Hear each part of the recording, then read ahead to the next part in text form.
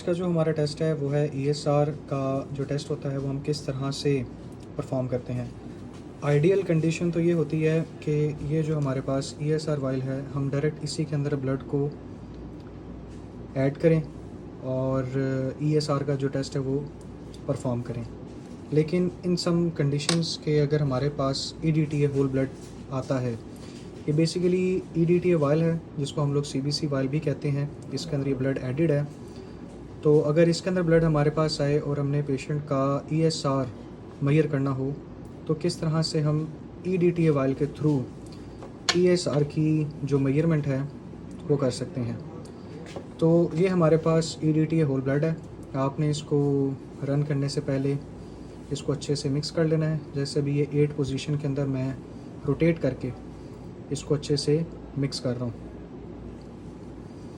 Mix करने के बाद आपने क्या करना है कि ये जो आपके पास ईएसआर वाइल है इसके ऊपर आपने पेशेंट का नेम ऐड कर देना है।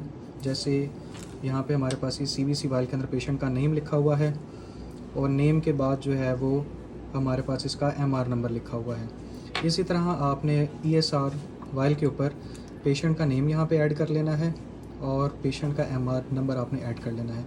मेक श्योर कि ईएसआर वाइल के इस पोर्शन के ऊपर आपने कोई भी लेबलिंग किसी किस्म की नहीं करनी। तो अभी हम लोग इसको लेबल करेंगे।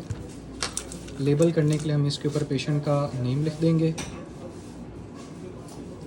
पेशेंट का नेम लिखने के बाद हम इसके ऊपर पेशेंट का एमआर नंबर जो कि यूनिक आईडी होती है हर पेशेंट की लेबॉर्ट्री या हॉस्पिटल के अंदर, वो हम ऐड कर देंगे। ये अब हमारे पास वाइल प्रिपेयर हो चुकी है ईएसआर की वाइल। ये पेशेंट का नेम है, ये इसका एमआर नंबर है। सेम पेशेंट का नेम और एमआर नंबर यहाँ पे रिफ्लेक्ट हो रहा है। देन हम क्या करेंगे, हम एक सिरिंज लेंगे जो कि स्टीराइल होगी। सिरिंज को हम ओपन करेंगे। सिरिंज को हम इस तरह ओपन करेंगे। ओपन करने के बाद हम यहाँ से इसको एयर टाइट कर देंगे और इसको ओपन करके हम यहाँ से ब्लड सैंपल निकालेंगे इसका। या हम यूँ भी कर सकते हैं, हम इसे ओपन करके भी ब्लड का सैंपल निकाल सकते हैं। बस कंडीशन यह है कि ओपन करते हुए जो हैं वो एरोसोल्स ना बने। आप ये देख रहे हैं इसके अंदर ये ब्लड आ रहा है,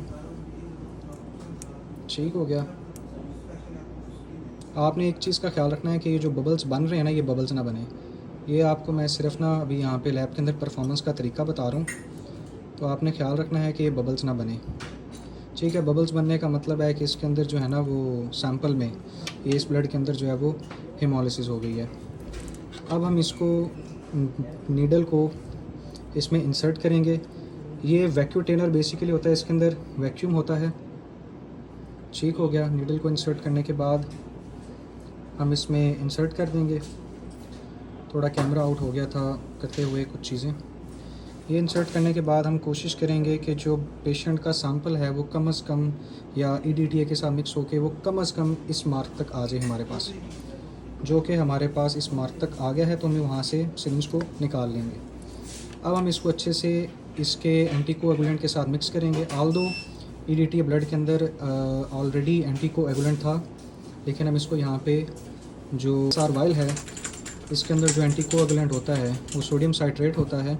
हम उसके साथ इसको अच्छे से जेंटली मिक्स करेंगे 8 मोशन के अंदर इसको रोटेट करके। ये हमारे पास अच्छे से मिक्स हो रहा है।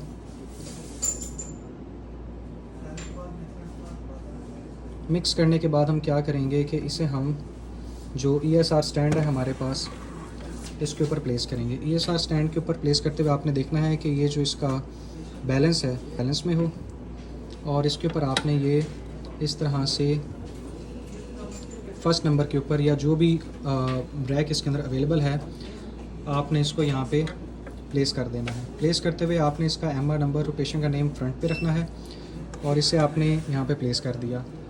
अब हमारे पास यहाँ पे ये थोड़ा सा मैं सामान साइड पे कर रहा हूँ, ये मैं बंद नहीं कर रहा फ़िलहाल, अभी इसको एक ही बार हम बंद करेंगे। ये हमारे पास ईएसआर की शीट है, इसके ऊपर हम पेशेंट का नेम लिखेंगे। जैसे कि यहाँ पे पेशेंट का नेम लिखेंगे और इसका जो एमआर नंबर है एमआर नंबर लिख देंगे। इनिशियल टाइम हमारे पास क्या है, यहाँ पे हमारे पास 6:34 हो गए हैं। 6:34 का यहाँ पे टाइम मेंशन करेंगे और इसका रीडिंग टाइम होगा 7:04 के ऊपर हम इसके रिज़ल्ट को रीड करेंगे। जो भी रिज़ल्ट आएगा वो हम यहाँ पे एंटर कर देंगे और पेशेंट को रिपोर्ट कर देंगे। ओके, एक चीज़ यहाँ पे हम स्किप कर गए थे कि ये हमारे पास ESR फास्ट डिटेक्टर है। ये ESR को हाफ़ आवर के अंदर हमारे पास मेजर करके दे देता है, जबकि जो रूटीन का मेथड है वो वेस्टर्जन ट्यूब वाला मेथड होता है या वेस्टर्जन मेथड होता है ESR की मेजरमेंट के लिए। तो थोड़ा टिल्ट करके रखा हुआ है, तो आपने ऐसा बिल्कुल नहीं करना। ये सिर्फ आपको समझाने के लिए था कि यहाँ पे ESR फास्ट डिटेक्टर लिखा हुआ है, ये हाफ़ आवर के अंदर हमें ESR का रिज़ल्ट दे देता है।